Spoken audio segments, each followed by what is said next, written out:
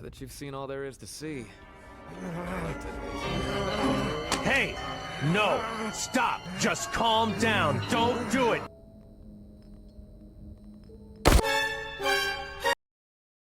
Squishy, messy, gory, juicy, and squelchy.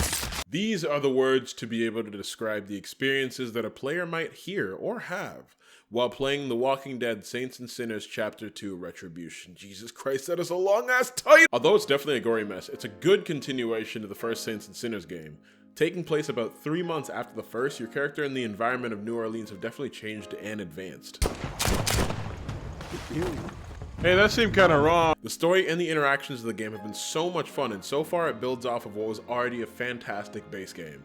I was super ready to be able to sink my teeth into the sequel, no pun intended. First things first, I just want to say that the fact that you can transfer your save file from the first game, so all the gear and the materials that you collected in your first game save come with you, is just...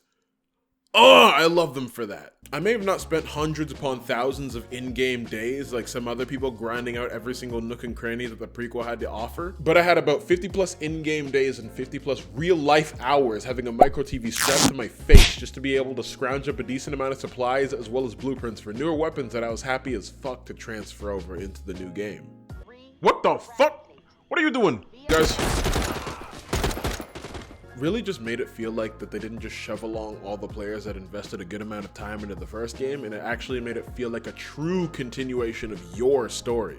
I just beat the game, so I'll make sure to keep this video relatively spoiler free. Saints and Sinners 2 definitely delivers in terms of expanding on what the first game did with it, and now has a nice new expansion of the home base, new modifications in the weapons workbench, storage, and new areas to explore, but still the good old, same old, squelchy, gory combat. As well as additions to the older maps that you'd revisit, as well as expanding by adding some newer areas as well. One of my favorite being the tower, which is something you constantly heard about throughout the first game and could even catch glimpses of in specific levels. But now in the sequel, that's an actual place you visit, which I think is fucking awesome. It's nice for newer players, but even for the experienced ones, they made new workbenches that still require newer materials that you wouldn't have gotten in the first game.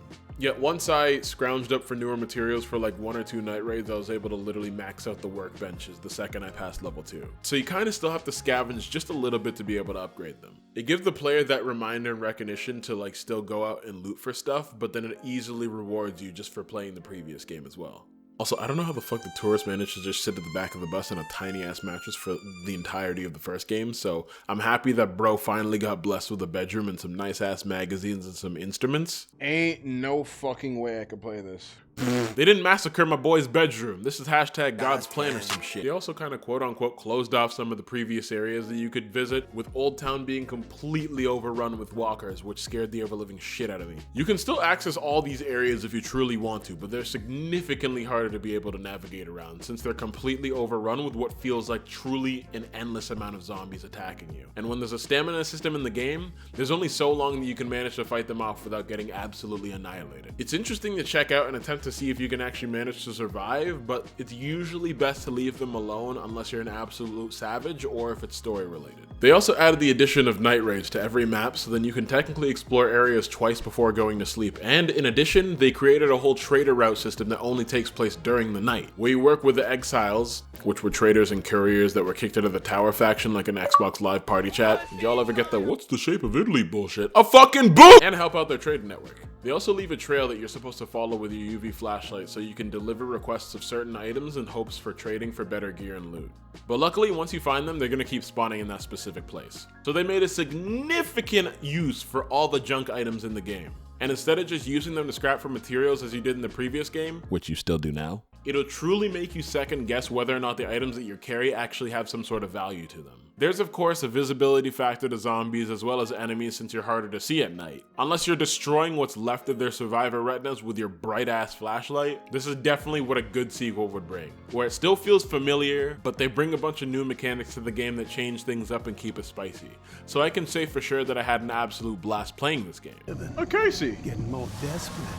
Alright, he got Thanos snapped. There's a new cast of characters as well as some old returning faces, but what hooked me in the most was the introduction of Garrick, which you see in the trailers, which is the big ass crazy armored dude with an axe that sure as hell has a presence in the game. Although he actually talked to you only a couple of times, you can get a good sense of the pure insanity and hatred that he had towards you. And you can see his influence and chaos spread throughout the city, with notes and traps that he leaves you as well as the situations that he puts you in. The story was simple and compelling in the first game, but I can't lie, I kind of got that post-video game depression after beating it because it actually caught me off guard with how into the story I personally was while playing it. Which was weird because I was like chatting along with friends while watching videos and shit while simultaneously playing it, so I didn't think I'd be into the story as much as I actually was.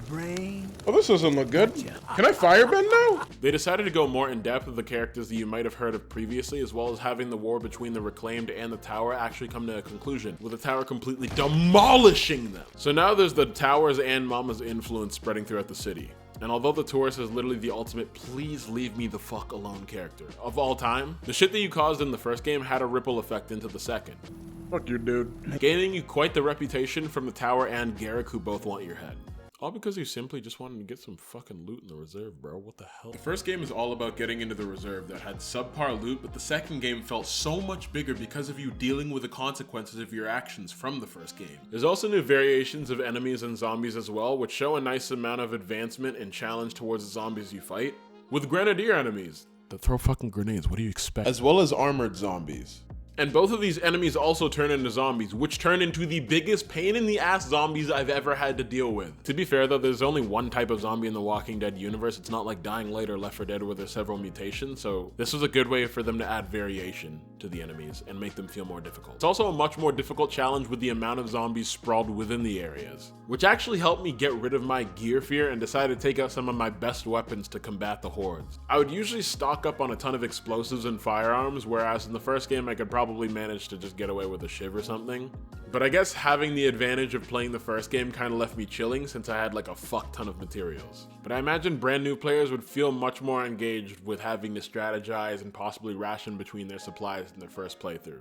The hordes are a much bigger threat in this game, especially in the overrun areas where I found myself actually using some of the items spread out in the land, such as alarm clocks and other distractions, just to be able to get away from them.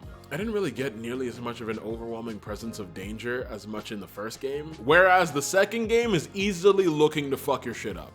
That being said, there are like a couple of things that bugged me, where I felt that some NPCs were a lot dumber than I remembered. I don't know if that's how they always were, but like they could still pose a threat if you were just standing in the wide open. But there were times where I would straight up blow out someone's back. That's not what I meant to say. Blown someone. Nope, that was a mistake as well. Blew someone's brains out right next to one of their homies, and the other person would just stand there like a typical Ubisoft NPC. Is it Ubisoft or Ubisoft? Saying something like, damn, this weather crazy, or some shit. There was a couple freezes and crashes that happened by the time of this video, which was even a couple weeks into release, and I noticed that the game crashed with specific moves that I actually did. Where if I grabbed a walker's head and meleeed it with either a gun or the sap gloves, my game would immediately shut off. I think it might be fixed now, but it kind of ruined the flow a little bit.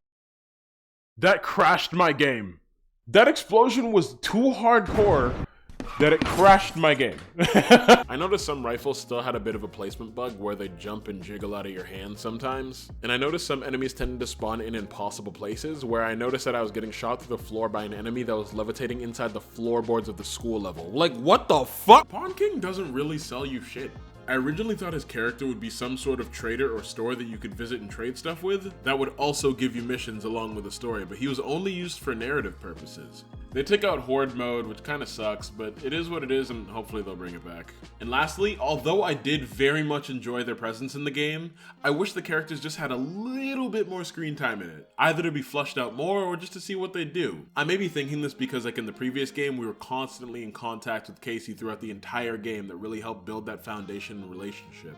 We don't necessarily have that type of dynamic with another character in the sequel, but the characters are still great, and some of the notes that are scattered around the city actually really helped me get a lot more invested in them. But something in me just wishes there was like a teensy bit more.